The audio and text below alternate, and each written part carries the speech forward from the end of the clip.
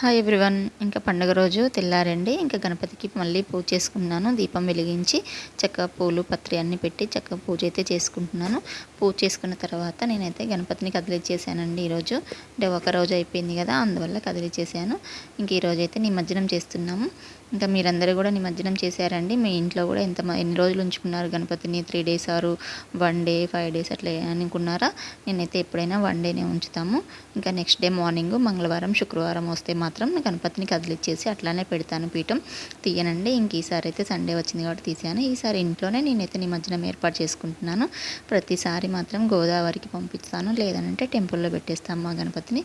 ఈసారి అయితే చక్కగా మా ఇంట్లోనే ఇలా టబ్బులో నీళ్ళు పోసి మంచిగా పసుపు కుంకుమ అక్షింతలు పూలతో అలంకరించి గణపతిని అయితే చక్కగా నిమజ్జనం చేసుకున్నాను. మట్టి గణపతిని యూజ్ చేయడం వల్ల మనం ఇలా చక్కగా ఇంట్లో నిమజ్జనం చేసుకోవచ్చండి.